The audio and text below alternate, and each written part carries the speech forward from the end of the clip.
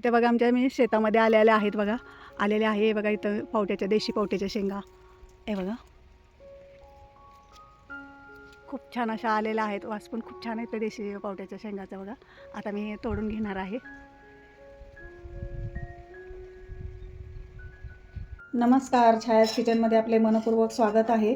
आज मी तुम्हाला दाखवणार आहे हिरव्या वाटणातील पावटा करून दाखवणार आहे. तर खूप छान अप्रतिम लागतो हे पावटा. भाताबरोबर भाकरीबरोबर खूप छान लागतो. जर माझ्या चॅनलवर नवीन कोणी असाल तर लाईक शेअर सबस्क्राईब करायला विसरू नका. चला तर मग रेसिपीला सुरू करूया. आज मी दाखवणार आहे बघा हे हिरव्या पावट्याची बघा रस्सा भाजी हिरव्या वाटणातली करून दाखवणार आहे. तर हे बघा पावट्याच्या अशा शेंगा असतात. हे पावट्याच्या शेंगा आमच्या घरच्याच शेतामधल्या आहेत बघा. अगदी एकदम कोवळ्या आणलेल्या आहेत ह्या बघा. असे हे मी सोलून घेतलेलं आहे. जवळजवळ मी अर्धा किलोला थोडंसं कमी असं सोललेलं आहे पावटा, म्हणजे दीड पावशेर घेतलेला आहे, सोलून घेतलेला आहे. इथं मी कोथिंबीर घेतलेलं आहे बघा, आणि इथं हिरव्या मिरच्या घेतलेल्या आहे, एक कांदा घेतलेला आहे, जिरं घेतलेलं आहे, थोडंसं 1 चमचा तेल घेतलेलं आहे, खोबरं घेतलेलं आहे, कुठे 1 चमचा घेतले, आलं आणि लसूण घेतलेला आहे, हळद आणि थोडासा गरम मसाला आणि धने पावडर आणि चवीनुसार मीठ घेतलेलं आहे. तर ही भाजी अप्रतिम लागते बघा हिरव्या वाटणातली रस्सा भाजी पावट्याची. चला तर मग आता आपण रेसिपीला सुरुवात करूया. त्याला ठेवली आहे इथं बघा. इथं आपली बघा कढई गरम झालेली आहे. इथं मी थोडंसं तेल टाकून घेणार आहे आणि याच्यात खोबरं भाजून घेऊया आपण. खोबरं जरा लालसर कलर येईपर्यंत भाजून घ्यायचं आपल्याला. जास्त पण एकदम लाल भाजायचं नाही.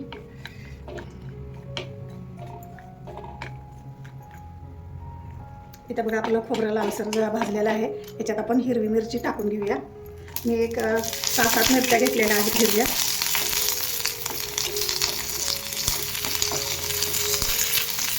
त्याला पण चांगला पण भाजून घेऊया. इथं आपल्या हिरव्या मिरच्या चांगल्या भाजलेल्या आहेत. आता आपण तीळ भाजून घेऊया याच्यामध्ये.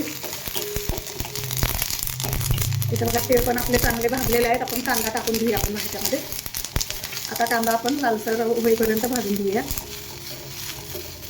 बघा तीळ एकदम सगळीकडे कसे तडतड असे उडलेले आहेत, चांगले भाजलेले आहेत. तर आपण आता हे कांदा पण लाल होईपर्यंत भाजून घेऊया. त्याच्यामध्ये आपण अजून थोडंसं तेल टाकून घेऊया जरा.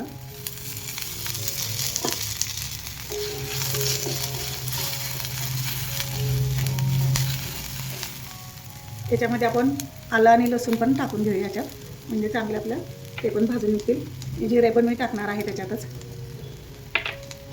आता हे चांगलं पण खरपूस असं भाजून घेऊया.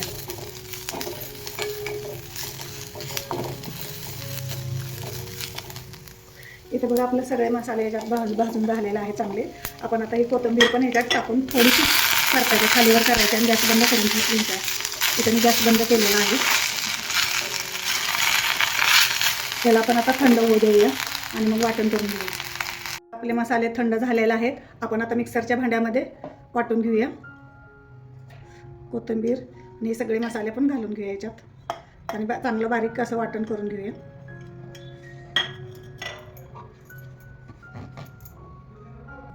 इथं बघा आपला मसाला बघा वाटून झालेला आहे. बघा किती हिरवागार छान असा वाटून झालेला आहे. आपण आता भाजीला फोडणी देऊया. इथं बघा मी कढई गरम करायला ठेवलेली आहे. मी आता तेल टाकून घेते. छोटे 3-4 चमचे तेल टाकणार आहे. तेल चांगलं आता गरम होऊ देऊया. इथं बघा मी तेल गरम झालेलं आहे. आता हे वाटलेला मसाला आहे ना याच्यामध्ये घालून घेणार आहे.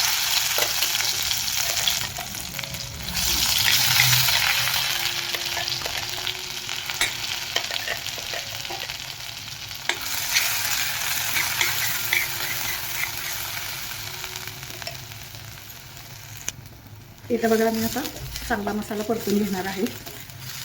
चांगला सुट्टा होईपर्यंत मसाला पण परतून घेऊया. त्याच्यामध्ये हळद थोडीशी, थोडासा गरम मसाला पण याच्यामध्ये घालून घेणार आहे मी. थोडासा अगदी घातलेला आहे. आणि धने पावडर थोडीशी.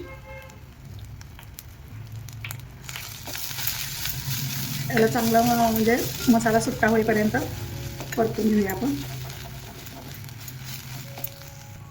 इथे बघा मसाला चांगला सुट्टा झालेला आहे. आपण आता हे पावटा आहे ना हे याच्यामध्ये घालून घेऊया. ह्याला पण परतून घेऊया आपण.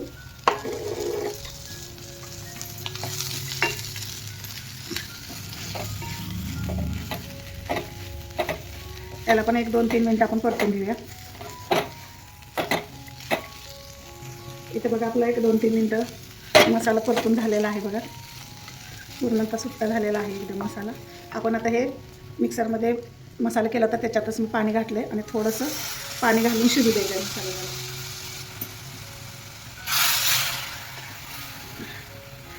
त्याच्यामध्ये खोबरं गेले, जाडसर असं खोबरं गेलेलं आहे, आपण तोडून घेऊया.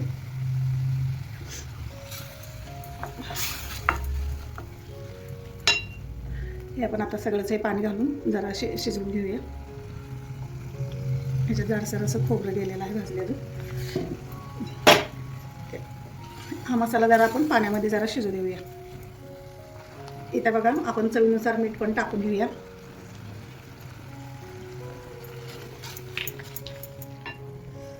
आणि शेंगदाण्याचं कूट छोटा चमचा घेतलेलं ते पण आपण टाकूया. याला चांगलं मिक्स करून घेऊया. बघा किती छान कलर पण मस्त आलेला आहे, काय सुगंध पण सुटलेला आहे छान एकदम. अगदी मटणाच्या रस्स्याला सुद्धा हे रस्सा मागं सारता इतके छान असे याची पावट्याची आमटी होते.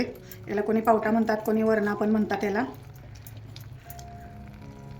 हे आता बघा चांगलं शिजलेलं आहे, आपल्याला पाण्यामध्ये घालून मसाला शिजलेला आहे. तर हे येतं बघा मी 1 ग्लास गरम पाणी घेतलेलं आहे.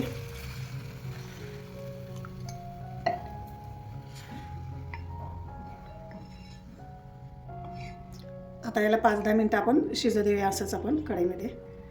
कोणी कोणी कुकरमध्ये पण लावून घेते, मी आता कढईमध्ये शिजवणार आहे. याला एक 5-10 मिनटं बारीक गॅसवरती शिजू द्यायचं आहे. इथं बघा उकळी आलेला आहे बघा.